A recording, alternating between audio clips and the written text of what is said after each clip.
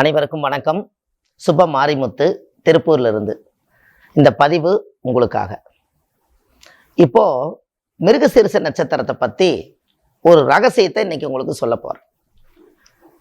இந்த மிருகசீரிஷ நட்சத்திரத்தில் பிறந்திருக்கிறவங்களுக்கு எந்த நட்சத்திரம் வாழ்க்கையில் முன்னேற்றத்துக்கு கொண்டு போய் விடும் அப்படின்னு உங்களுக்கு தெரியுமா? இந்த மிருகசீரிஷ நட்சத்திரத்துக்கு எத்தனையோ நட்சத்திரக்காரர்கள் உதவி செய்திருக்கலாம். எத்தனையோ பேர் நிறைய அவங்களுக்கு முன்னேற்றி விடுறதுக்காக பல வேலைகள் செய்திருக்கலாம். ஆனால் மிருகசீரிஷ நட்சத்திரத்தில் பிறந்திருக்கிறவங்களுக்கு ஒரே ஒரு நட்சத்திரக்காரர் தான் ஆயுள் காலத்து வரைக்கும் உதவி செய்வாங்க. இந்த மாதிரி ஒரு நட்சத்திரத்தை நீங்கள் வாழ்க்கையில் பார்த்துருக்கீங்களா?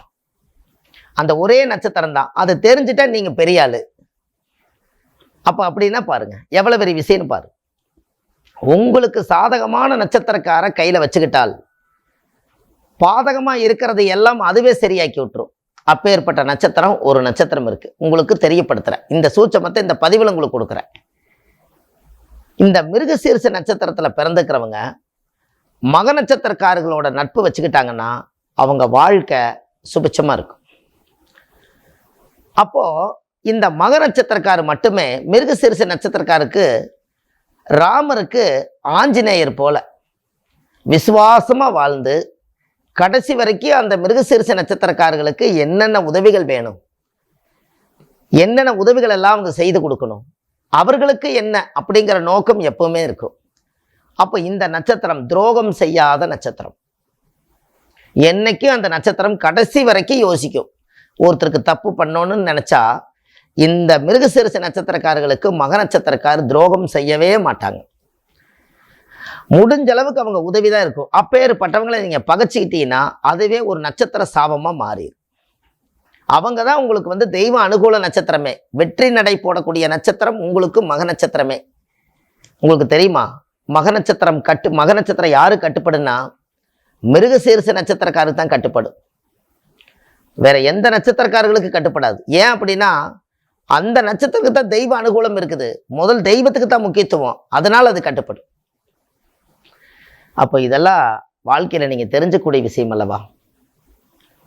ராமருக்கு ஆஞ்சநேயர் போல. அப்போ நீங்கள் நினச்சி பாருங்க, யாருடைய அனுகிரகம் இல்லைனாலும் தெய்வத்தோட அனுகிரகம் எப்போதுமே உங்களுக்கு இந்த நட்சத்திரக்காரங்களை கூட்டிகிட்டு போனீங்கன்னா ஒரு தெய்வம் கூட வருது. தனியாக போகலை நீங்கள். அப்பேற்பட்ட மகா சக்தி இந்த நட்சத்திரத்துக்கு உண்டு.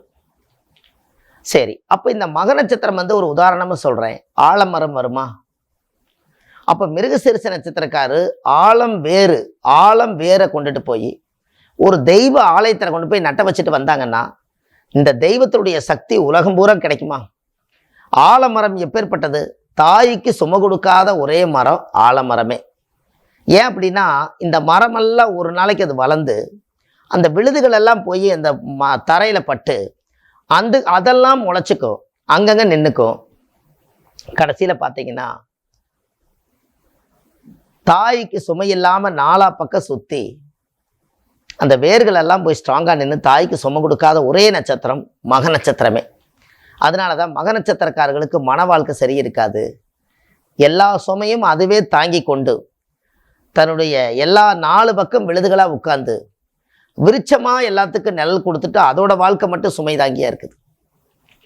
அதனால தான் அப்பேற்பட்ட நட்சத்திரம் மிருகசீரிஷ நட்சத்திரக்காரர்களுக்கு மட்டும்தான் தெய்வீகமான நட்சத்திரம். இந்த மிருகசீரிஷ நட்சத்திரக்காரை பற்றி உங்களுக்கு தெரியும். அவ்வளவு சீக்கிரமாக யாரு கூட பேச மாட்டாங்க. முதல்ல யாரு கூட ஒட்டி பழக மாட்டாங்க. அந்த மிருகசீரிஷ நட்சத்திரக்காரர்களுக்குன்னு ஒரு தனி பாதை அமைச்சுக்குவாங்க. நான் இத்தனை மணிக்கு தான் சாப்பிடுவேன், நான் இத்தனை மணிக்கு தான் என்னை யாரும் டிஸ்டர்ப் பண்ணக்கூடாது. அவரை பற்றி நோஸ்கட் பண்ணாலே அவருக்கு பிடிக்காது. இந்த மிருகசீரிஷ நட்சத்திரக்காரர்களுக்கு அப்படி ஒரு பிறப்பு.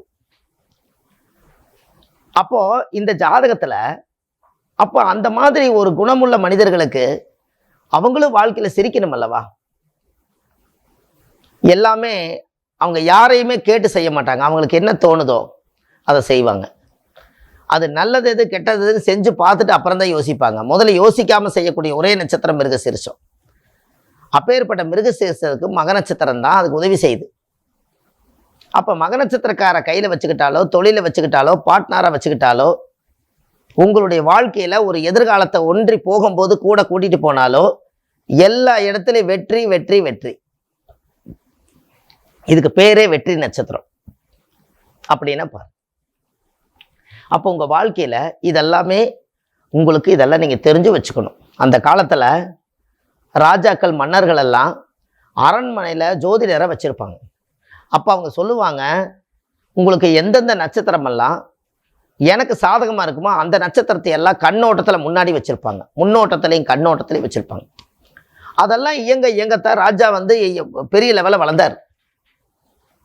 அந்த காலத்தில் 27 நட்சத்திரத்தில் அந்த ஜாதகத்துக்கு பொருந்தக்கூடிய ஒரு நட்சத்திரங்களை மட்டும்தான் அவங்க சாப்பாடு செய்து போடுறது, அவங்களுக்கு தங்கறக்கு உண்டான மருந்து மாத்திரை எடுத்து கொடுக்கறது, அவங்களுக்கு எல்லா பணிவிடைகள் செய்கிறது, அவங்க காலையில் எந்திரிச்சா இவங்க முகத்தில் தான் முழிக்கணும்னு நினைக்கிறது, எல்லாமே சூட்சமமான பிளானிங் தான்.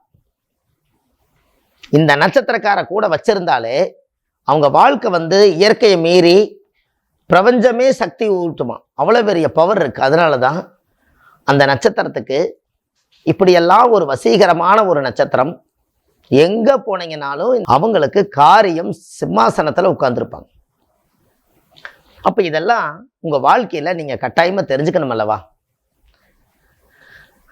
அப்போ இந்த மக நட்சத்திரத்தில் இந்த மக நட்சத்திரக்காரன் கட்டுப்படுத்தக்கூடிய நட்சத்திரம் அது மிருகசீரிஷம்னு சொன்னால், அப்போது சண்டை வழக்கு நோய் கடன் எதிரி யார் இருந்தாலும் சரி, இந்த நட்சத்திரம் மக நட்சத்திரக்கார் மிருகசீரிஷ நட்சத்திரக்காரர்கிட்ட பக்கத்தில் நின்னாங்கன்னா வரக்கூடிய சண்டை வராது, கடனாகக்கூடியது கடனாகாது.